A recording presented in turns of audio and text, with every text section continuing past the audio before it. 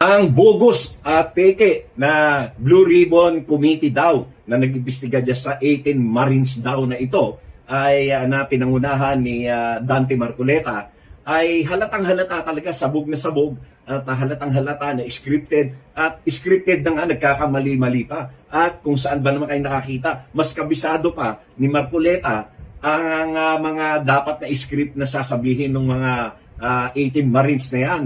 At lahat ng mga questions na leading questions para magkaroon ng idea yung mga Marines kung ano yung isasagot nila. Halatang halata, bukod nga sa scripted na ay mali-mali pa, hindi magtugma yung mga lugar at yung mga pangalan at yung mga tao na sangkot. Isipin nyo, pati si Senator Loren Legarda isinangkot nila at saka si Senator Mark Villar. At yon ay nabulaga sila, hindi siguro nila nabasa ang affidavits na yan na dati pa, ilang buwan na nakaraan yan. Hindi nila binasa at doon ay nabulaga sila na pati pala si Senator Loren Legarda ay kasama at saka si Senator Mark Villar ay kasama doon sa mga sinasabi ng 18 Marines na yan.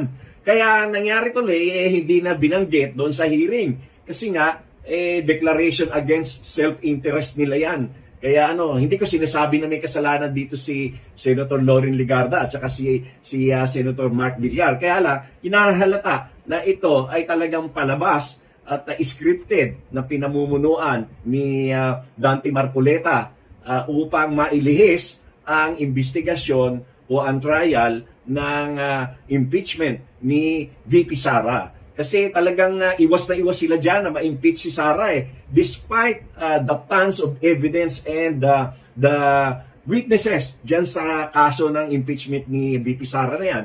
Gusto pa rin nilang harangin ito at gusto nilang i-acquit at i-dismiss ang kaso. Talaga namang kawalangyaan na yan, panluloko na sa ating mga Pilipino. Hindi na talaga natin masisikmura yung ganyan. Kaya mga kababayan, bantayan natin ang kilos nitong grupo na ito na talagang nagkukunwari na naglilingkod bayan. Yun pala ay mga kampis na magnanakaw.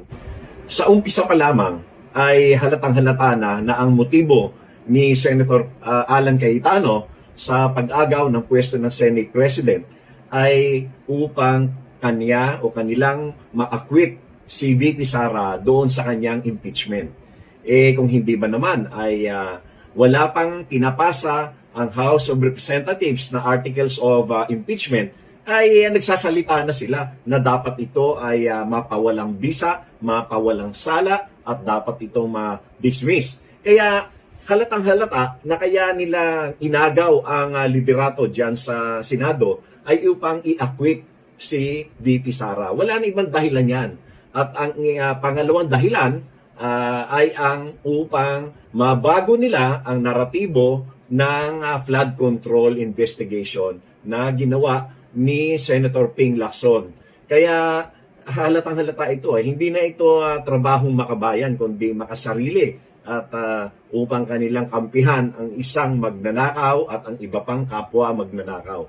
Talaga namang kalungkot-lungkot ang nangyayari ngayon sa Senado sapagkat hindi na nila iniisip ang kapakanan ng bayan, ang kakapal ng kanilang mga mukha upang talagang ipaglantaran na ang gusto lamang nila ay i-acquit si VP Sara sa kabila ng katakot-takot na ebidensya at katakot-takot na pakaraming mga testimonies at mga ebidensya at mga documentary evidence dyan sa impeachment na yan.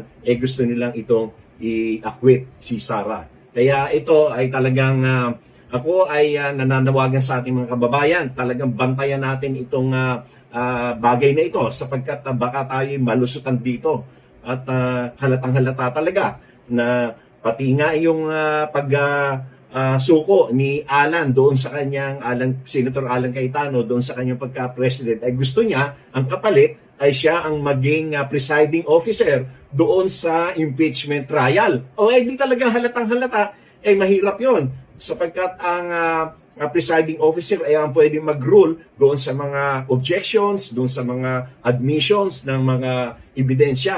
At yan ay magkakaroon ng malaking epekto doon sa magiging resulta ng impeachment trial. Kaya hindi ito dapat payagan. Halatang halata na ang pakay talaga dito ay i-acquit si VP Sara at burahin ang mga naratibo ng tunay na investigasyon dito sa flood control scam.